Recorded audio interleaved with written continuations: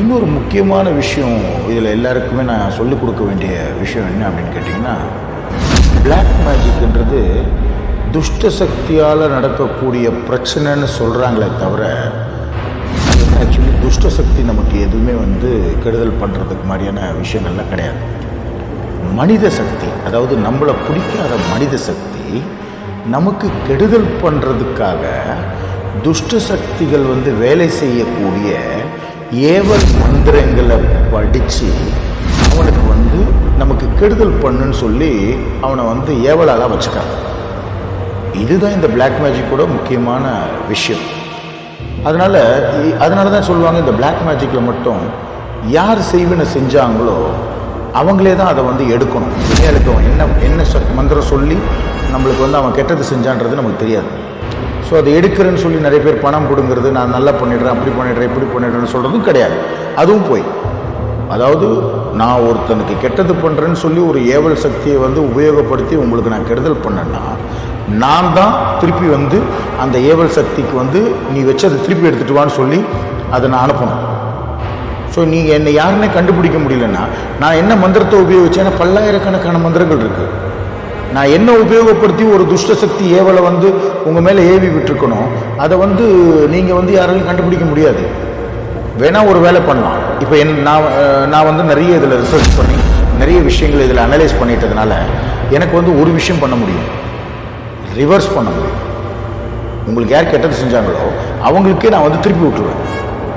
இதை வேணால் நான் பண்ணி கொடுக்கலாமே ஒழிய நான் இது பக்கவாக நீக்கிடுவேன்னு கேட்டால் கிடையாது. அதே மாதிரி நான் படிக்கும்போதே மக்களுக்கு நல்லது செய்யணுங்கிறதுக்காக தான் இந்த செய்வினை இந்த விஷயத்தை, இந்த பிளாக் மேஜிக் பற்றின விஷயத்தை நான் கற்றுக்கிட்டேனே தவிர, நான் மக்களுக்கு கெட்டது செய்யணுங்கிறதுக்காக இதை கற்றுக்கல. அதனால் என்னால் உறுதியாக ஒரு விஷயம் சொல்ல முடியும், பிளாக் மேஜிக்ன்றது எல்லாருடைய வாழ்க்கையிலும் கடந்து போகக்கூடிய ஒரு விஷயம்தான். அதை பார்த்து யாரும் பயப்படாதீங்க. அதுக்கு வெளியேற்றுறதுக்கான சொல்யூஷன், அதை எப்படி யார் எதுக்காக என்ன பண்ணாங்கன்ற விஷயத்தில் என்ன மாதிரி கொஞ்சம் எக்ஸ்பீரியன்ஸ் இருக்கவங்கள்ட்ட நீங்கள் கொஸ்டினாக கேளுங்க, நான் உங்களுக்கு ஆன்சர் கொடுக்குறேன். நீங்கள் அதை பார்த்து அதுக்கு என்ன சொல்யூஷன் இருக்குதோ நான் என்னால் முடிஞ்ச ஹெல்ப் நான் பண்ணுறேன். ஸோ இதுக்காக நீங்கள் யாரும் எனக்கு ஒரு பைசா காசு கொடுக்க வேண்டிய அவசியம் கிடையாது. ஏன்னா இது ஒரு சாமிக்கு எப்படி நம்ம பூஜை செய்கிறது ஒரு சேவையாக இது பண்ணுறோமோ, அதே மாதிரி துஷ்ட சக்திகள் தெரியாமல் நமக்கு எதாவது கெடுதல் பண்ணியிருந்தா கூட அவங்கக்கிட்ட சாமியை விட்டுருப்பாங்களா அப்படின்னு சொல்லி கேட்குற மாதிரி இது ஒரு சேவை தான்.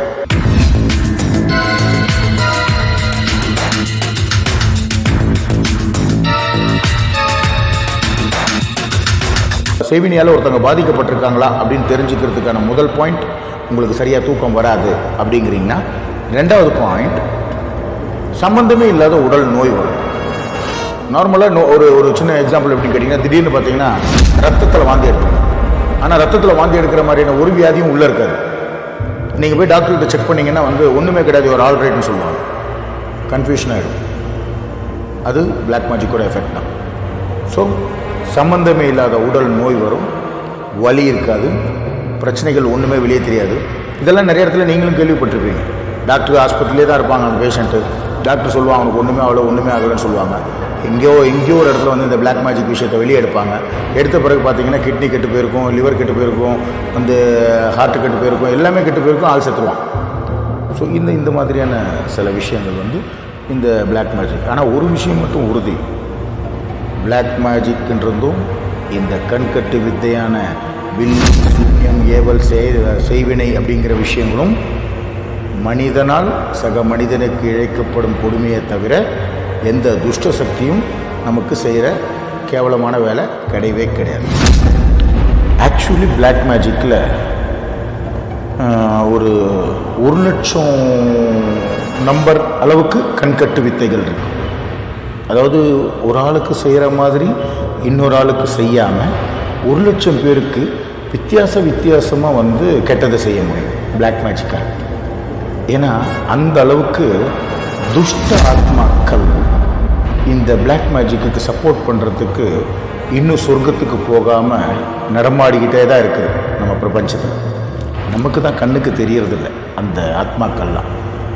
இப்போது ஒரு 18 வயசு பையன், நிறைய பேர் நீங்கள் கேள்விப்பட்டிருப்பீங்க, ஒரு வயசுக்கு வராத பையனோ இல்லைன்னா வயசுக்கு தீட்டில் இருக்கும்போதே ஒரு பொண்ணோ செத்து போயிட்டான்னா அவளுக்கு வந்து சமாதானம் இருக்காது, அவங்க ஆத்மா சாந்தி அடையாது, அவங்களுக்கு பிடிச்சதெல்லாம் நம்ம செஞ்சு கொடுக்கணும் அப்படின்னு சொல்லிட்டுலாம் அந்த வீட்டுக்காரங்களாம் ரொம்ப படாத பாடுபடுவாங்க. அந்த ஆத்மாக்கள்லாம் எங்கே போகும் அப்படின்னு பார்த்தீங்கன்னா அப்படியே அந்தரத்தில் தான் இருக்கும், நம்மளை சுற்றியே தான் சுற்றிக்கிட்டு இருக்கும். அது என்னென்னலாம் வந்து பிளாக் மேஜிக்ன்றது நிறைய பேர் காமன் பப்ளிக்கு தெரியாது. அப்போது அது என்னங்கிறதெல்லாம் நான் ரிசர்ச் பண்ணி கண்டுபிடிச்சனோ அதெல்லாம் உங்களோட நான் ஷேர் பண்ணுவேன். அந்த மாதிரி ஒரு விஷயம் வந்து உங்களில் நடந்துருந்துச்சுன்னு வச்சுங்களேன், நீங்கள் வந்து அதை பற்றின டவுட்ஸை வந்து எங்களுடைய மெயில் ஐடியான myblackmagicdoubts@gmail.com அப்படிங்கிற எங்கள் மெயில் ஐடிக்கு உங்களுடைய பிரச்சனையை எங்களுக்கு மெயில் அனுப்புங்க. கண்டிப்பாக அதுக்கான ஆன்சரை இந்த ப்ரோக்ராமில் நான் உங்களுக்கு சொல்லுவேன்.